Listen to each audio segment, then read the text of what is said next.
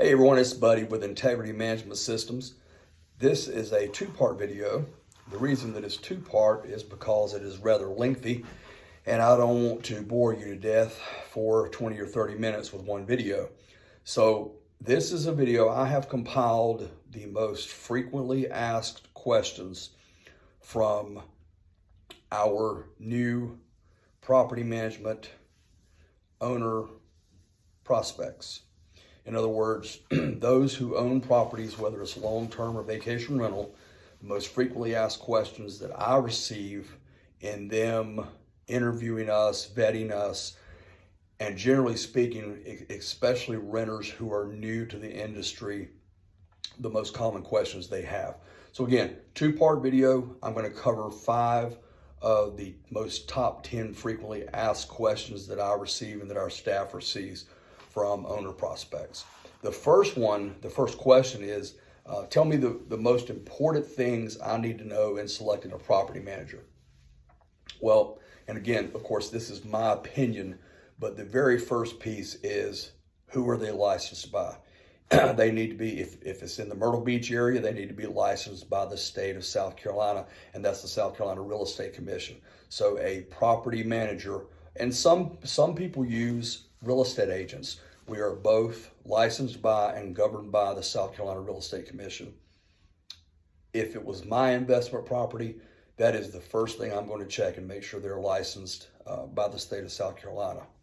The second piece of that is, the most important things I need to look for, meet them in person. We're in our Surfside office right now. We met with a client this morning for almost 2 hours, and it's one of the most favorite things that we do is actually get face-to-face with our owners.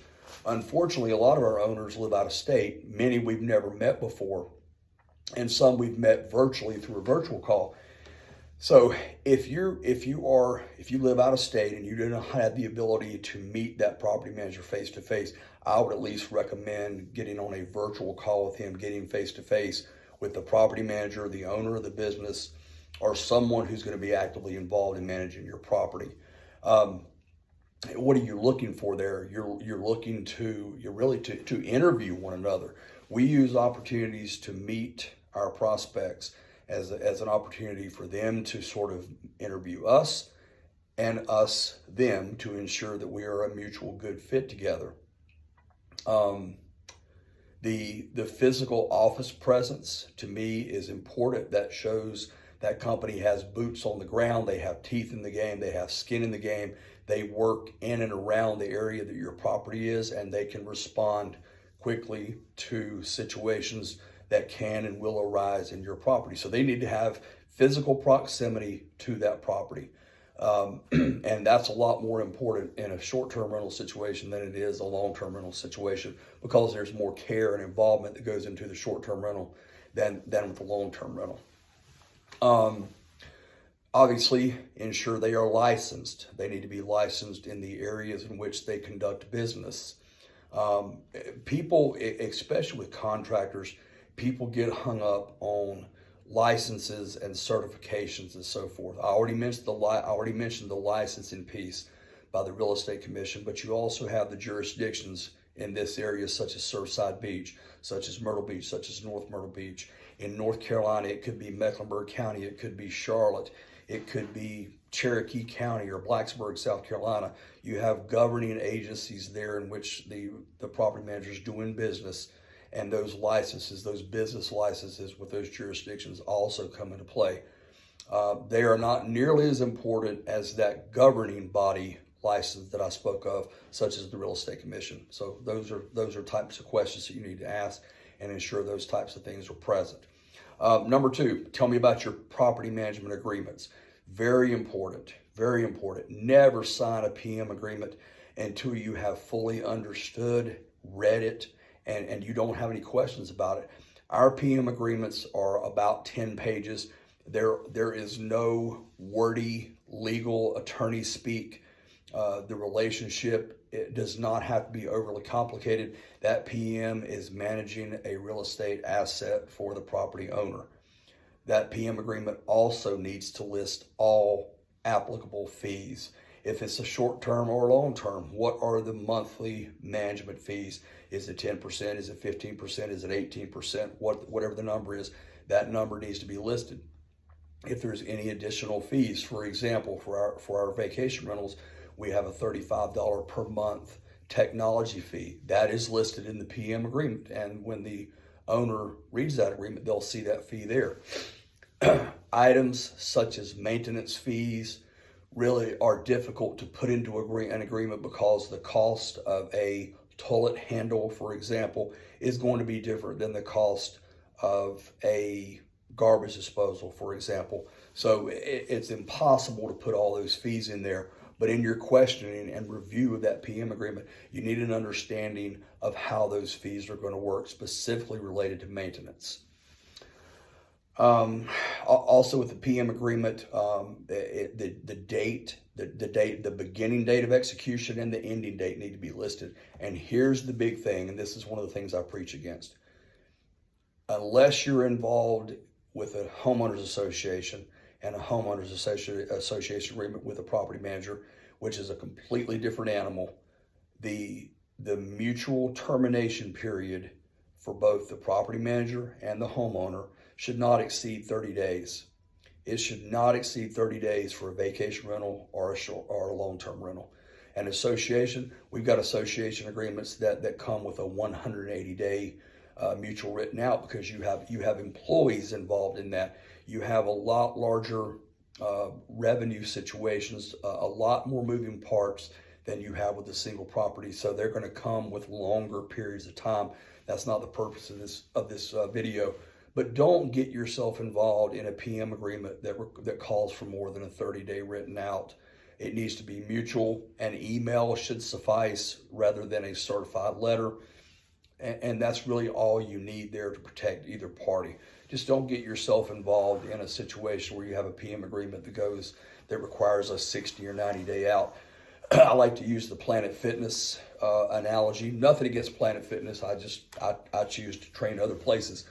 But so they'll charge you $10 a month or $19.99 if you have a Black Card membership. And they make it to where you actually have to come into the gym and fill out your forms and cancel the membership. And it becomes a situation where a lot of people will just let the membership continue. They don't use the facility, but they continue.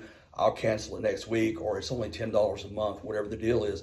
And a lot of these property management companies do the same thing with termination lengths.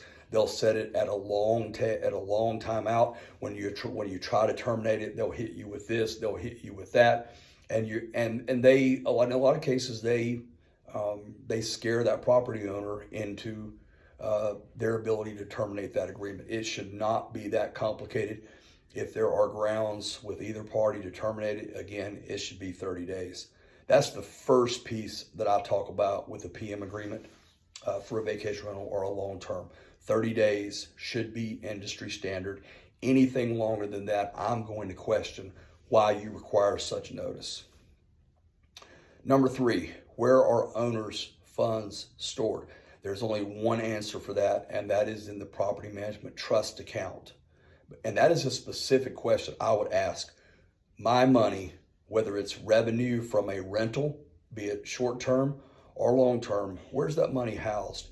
And answers you don't want to hear are Cash Apps, Venmo, operating accounts. There's one answer for that, and that is that property management trust account. And that is simply a checking account through a financial institution that is labeled as a trust account. But that is that owner's money, and that's why it is housed and guarded by that property manager in charge in a bank trust account for that group of properties or for that property manager.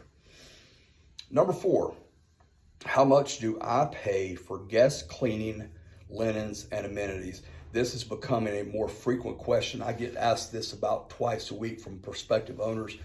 This is for vacation rentals. The answer to that should be 0.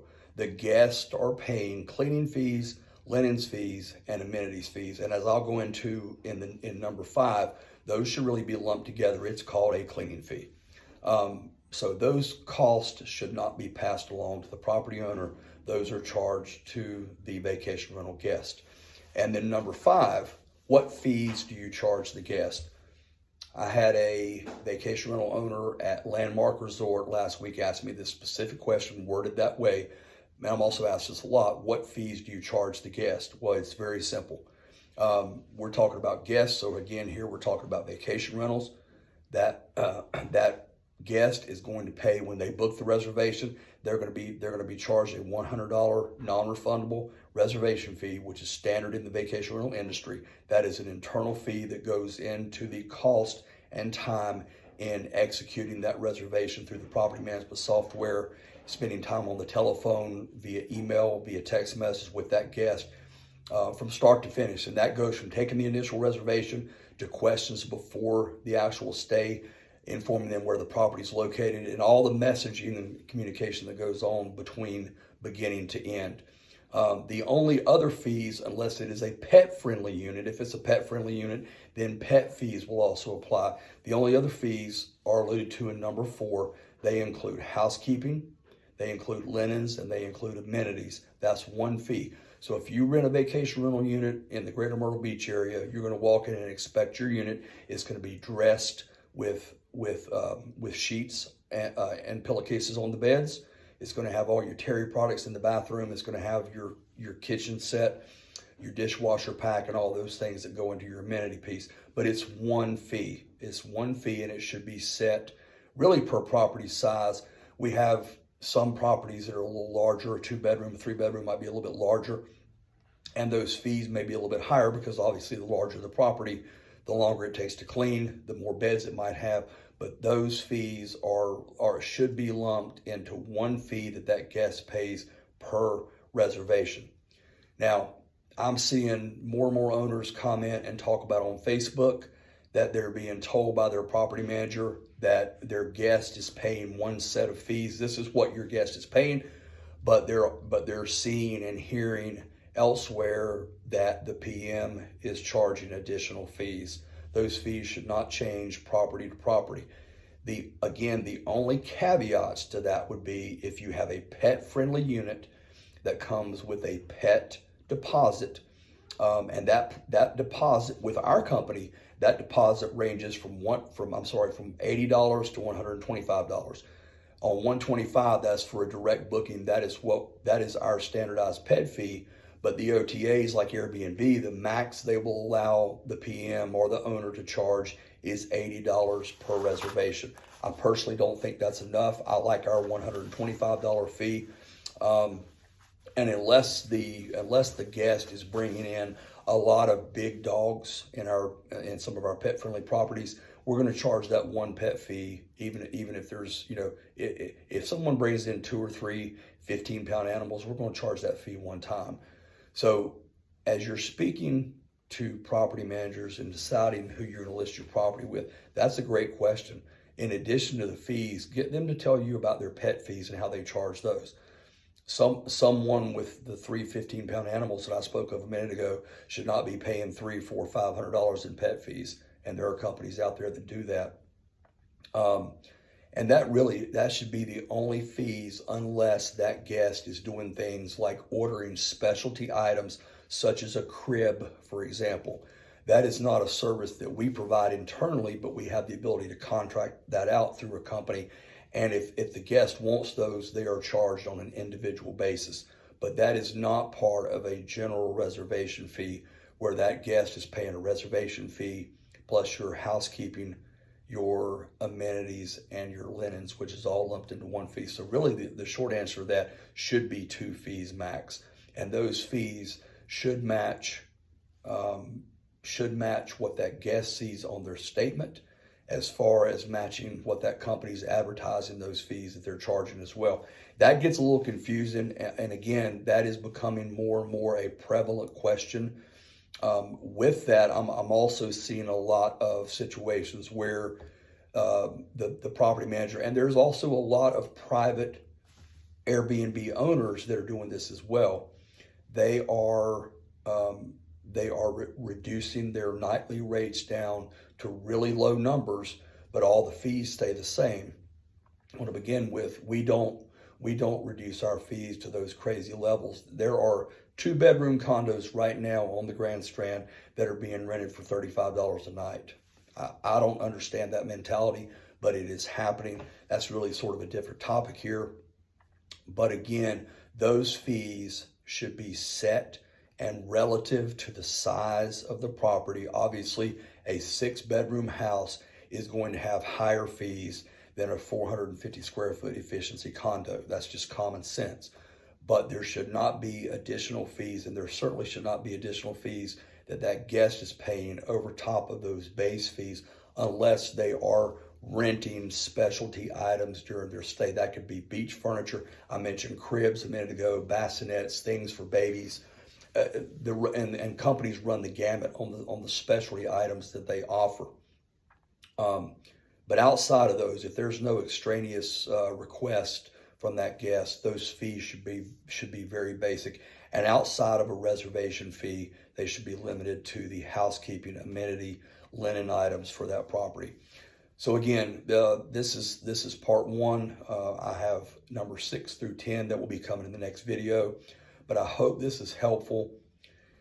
There are so many property owners, especially new owners out there, and I see a lot of them on Facebook, and there's good information there, but there's also a lot of misinformation, and there's also a lot of so-called experts there who I see guiding new homeowners in the wrong directions. With us, it's not about getting your business. If we can educate you and keep you in and help you to make informed decisions and keep you away from making bad decisions and putting you in bad situations, and then you being one of the folks that we end up having to rescue, as I call it, from unsavory situations, that's a win for the industry and it's a win for us, whether we ever do business together or not. The bottom line with all this, and a lot of what I talk about in videos, is simply doing your homework. Read Google reviews. Read Google reviews. Any reputable business is going to have at least one Google business page. We have 6. And the bulk of our business that comes to us through Google, one of the first things that people say is, we read your reviews, we read your responses, and we can tell they're genuine and heartfelt. And that just goes back to doing your homework, do your research, ask the questions that I put in this first part of the video, and then ask the ones that I'm going to do in part 2 of this video. And of course, you'll have your own as well. But ask the questions. Don't be afraid to ask the questions. And if you believe that the answers that you're being given, if they don't make sense, like I always say, where there's smoke, there's always fire. So I'm happy to discuss this and any additional information. The number of questions and the areas of the questions, I mean, they run the gamut with prospective owners. And your property manager should be willing to take the time with you to discuss this information. Again, we had a 2-hour meeting with a prospective owner this morning. That meeting is a little bit in excess of what the normal initial meeting is. It usually runs an hour and 15 minutes, but we could have sat there for 3 hours. It's worth it to me because I want this lady to make an informed decision, take the information back to her husband. They do their research, and if they come back to us, they've been armed with the information that they need to make an informed decision. They've been told the questions to ask if they're interviewing another property manager, and they've been armed with the ammunition they need to make very informed decisions and not get themselves in situations with other companies that simply don't do things always the right way. And that's a very polite way of saying it. So anyway, hope you enjoyed this. Hope you gleaned some information from it. You're welcome to contact me or my staff to answer any questions you have. You can reach us at 888-810-9184. And again, my name is Buddy, and we're Integrity Management Systems. Have a great day.